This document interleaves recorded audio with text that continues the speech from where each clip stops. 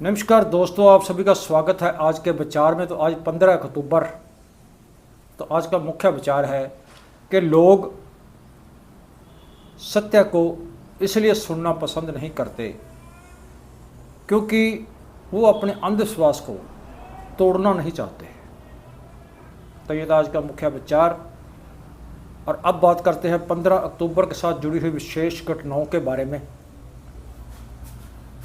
तो 15 अक्टूबर 1542 में मुग़ल बादशाह अबुल फतेह जलालुद्दीन मोहम्मद अकबर अमरकोट जो है पाकिस्तान में, उसका जन्म हुआ।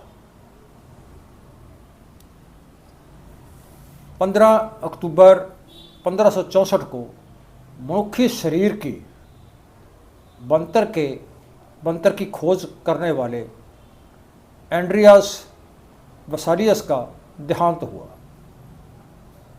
15 अक्टूबर 1844 में जर्मन दार्शनिक, कवि, संगीतकार और संस्कृत आलोचक फ्रीडरिश नीत्शे का जन्म हुआ। 15 अगस्त 1850 को ब्रिटिश अधिकारी अंडमान और निकोबार द्वीप का मुख्य कमिश्नर और मानक वैज्ञानिक आर.सी. टेम्पल का जन्म हुआ। 15 अक्टूबर 1910 को गामा पहलवान जो पंजाब का था, तो वो संसार हैवीवेट में चैंपियन जेतु जो घोषित किया गया, वो दक्षिण एशिया में। 15 अक्टूबर 1922 को पंजाबी लेखक राजेंद्र सिंह बल का जन्म हुआ। 15 अक्टूबर 1927 को भारतीय एथलीट प्रद्युम्न सिंह बराड़ का जन्म हुआ। 15 अक्टूबर 1931 को भारत के वैज्ञानिक और भारत के 11वें राष्ट्रपति APJ अब्दुल कलाम का जन्म हुआ। 15 अक्टूबर 1940 में चार्ली चैपलिन की अमेरिकी comedy drama film the great dictator वो रिलीज हुई। 15 अक्टूबर 1943 को भारत का आज़ादी सेनापति और क्रांतिकारी साहित्यकार बाबा कांशीराम का देहांत हुआ। 15 अक्टूबर 1946 को नाजी जर्मनी में खुफिया पुलिस गेस्टापो के मुखी हरमन गोरिंग ने फांसी से बचने के लिए एक दिन पहले ही उन्होंने जहर खाकर आत्महत्या कर ली। 15 अक्टूबर 1964 को लियोनिड ब्रेजनेव की जगह निकिता क्रुश्चेव रूस का जो नया राष्ट्रपति बना। 15 अक्टूबर 1982 को धर्म युद्ध मोर्चा जो पंजाब में लगा था, धर्म युद्ध मोर्चे संघर्ष के दौरान अकालियों को बिना शर्त उनको रिहा करना शुरू किया, जो गिरफ्तार कर लिए गए थे। 15 अक्टूबर 1969 को गदरी बाबा हरि सिंह उस्मान का देहांत हुआ। 15 अक्टूबर 1999 में दुर्गा भाभी पत्नी क्रांतिकारी चरण भगवती बोरा का देहांत हुआ। 15 अक्टूबर 2011 को तो पश्चिम पंजाब के लेखक, नाटककार और समालोचक मोहम्मद मनसा याद का देहांत हुआ। तो ये थे 15 अक्टूबर के साथ जुड़ी हुई विशेष घटनाओं के बारे में जानकारी। और अब बात करते हैं महान खोजी। तो 16वीं शताब्दी में बेल्जियम के एक डॉक्टर एंड्रियस वेसालियस ने चुनौती देकर सामाजिक और धार्मिक विरोध के चलते हुए मुर्दा मनुष्य शरीरों की चीर फाड़ जो था उन्होंने करके तो मनुष्य शरीर के बारे में एक नई जानकारी लोगों के सामने रखी, नई खोज की उन्होंने। तो डॉक्टर वेसालियस का जो जन्म था वो 31 दिसंबर 1514 को बेल्जियम के शहर फ्लेमिश में हुआ। तो उसके पिता जो थे वो फार्मासिस्ट थे। तो उन्होंने उनकी मेडिकल की शिक्षा के लिए उनको प्रेरित किया और 1537 में इटली की यूनिवर्सिटी से उन्होंने जो डॉक्टरी की डिग्री प्राप्त की और डिग्री प्राप्त करके वो वहीं ही शरीर की जानकारी विभाग में प्रोफेसर को लग गए। तो वो समझते थे कि जानवरों पर की जानकारी मनुष्य शरीर के बारे में सही नहीं हो सकती, क्योंकि उससे पहले जानवरों पर जो इसका तजर्बे थे वो किए जाते थे। तो रोमन कैथोलिक चर्च के पुजारियों की ओर से लगाई गई धार्मिक बंधन के कारण मनुष्य शरीर की जो चीर फाड़ है वो नहीं की जा सकती थी और वो करनी आसान नहीं थी।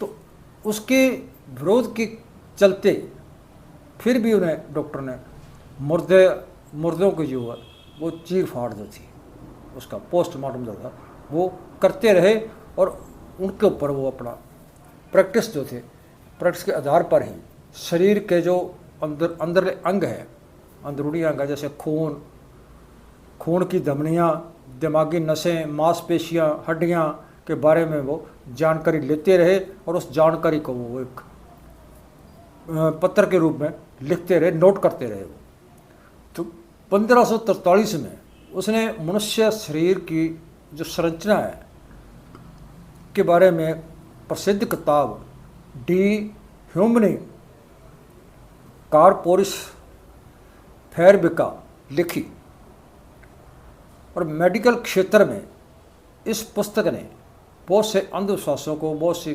गलतफहमियों को तोड़ते हुए एक नई क्रांति की शुरुआत की। तो इस प्रसिद्धि के कारण यूनिवर्सिटी के जो प्रोफेसर की ओर से उसका विरोध किया गया। तो वो विरोध किए जाने पर उन्होंने अपनी नौकरी से इस्तीफा दे दिया। तो उस समय स्पेन के सम्राट चार्ल्स पाँचवें और उसके बेटे के वो निजी डॉक्टर लग गए। तो उसकी जो खोजें थी, पड़ताल थी, वो सेहत विज्ञान के क्षेत्र में शरीर क्रिया विज्ञान, रोग विज्ञान और विषयों के ऊपर आगे उनकी जो खोज थी वो चलती रही। तो उस रास्ते पर वो चलते रहे। तो उनका आज के दिन 15 अक्टूबर को जो था 50 वर्ष की उम्र में 1564 में उनका देहांत हो गया। तो दोस्तों अब बात करते हैं ब्रह्मांड के बारे में। तो हमारे मन में ये प्रश्न बहुत बार उठता है कि ये गैलेक्सियाँ, ये ऊपर जो ब्रह्मांड के अंदर गैलेक्सियाँ हैं, तारे हैं, आकाश गंगाएं हैं, तो वे किस चीज़ से बनी हैं, किस चीज़ से बनी हुई हैं? तो गैलेक्सियाँ जो मुख्य तौर पे 5-6 वस्तुओं को मिलकर बनती हैं, जैसे गैस, धूड़ और बहुत सारी गैसें जो है, तो तारे, उसमें ब्लैक होल भी बनते हैं, अंधेरा पदार्थ या डार्क मैटर, और ये ग्रह भी इसी तरह बनते हैं। तारे, सितारे, नक्षत्र, आकाश गंगाएं में जो नज़र आने वाली सबसे प्रमुख वस्तुएं हैं। तो सितारे लंबे आयु जो है वो जीते हैं मगर वो सदा के लिए नहीं होते, उनका भी एक निश्चित जीवन काल होता है, और उस निश्चित जीवन काल के बाद वो तारे भी जो है ख़त्म हो जाते हैं।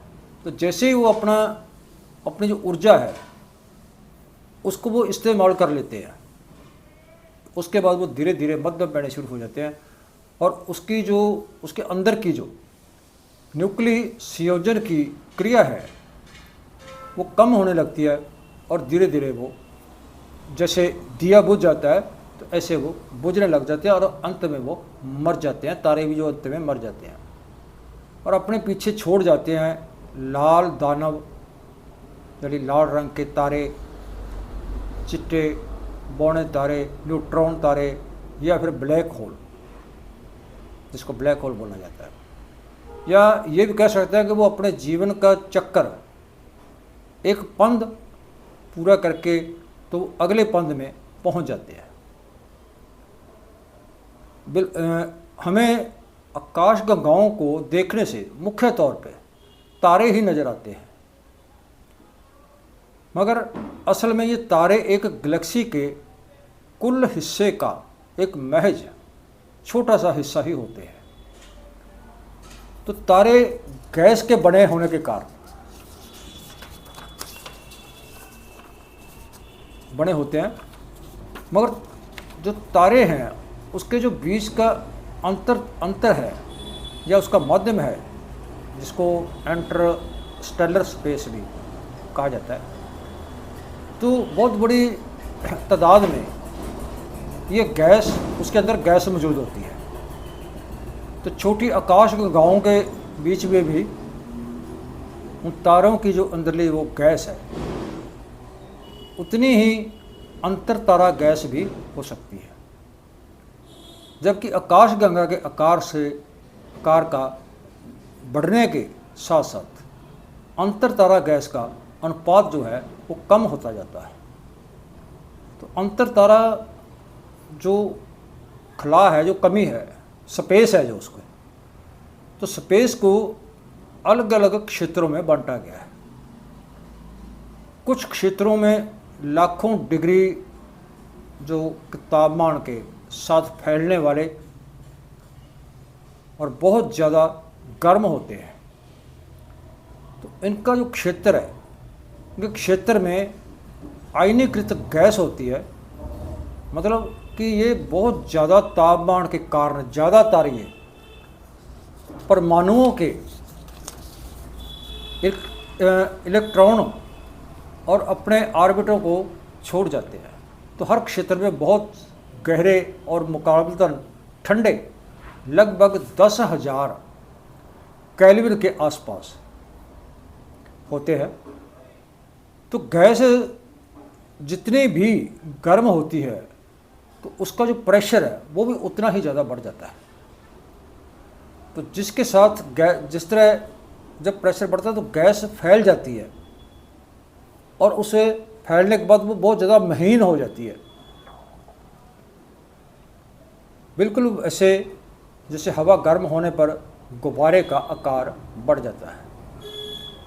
तो इसके उल्ट गैस, अगर जो गैस काफ़ी ठंडी हो जाए, लगभग 100 केल्विन या 170 सेल्सियस डिग्री है, तो बहुत गहरे अतः बहुत ठंडे या जो है अनमी बादल बन जाते हैं। तो ऐसी अंधेर में गाड़ियाँ और बहुत गहरी और ठंडी यख को भी नए तारों को जन्म भूमि बनती है।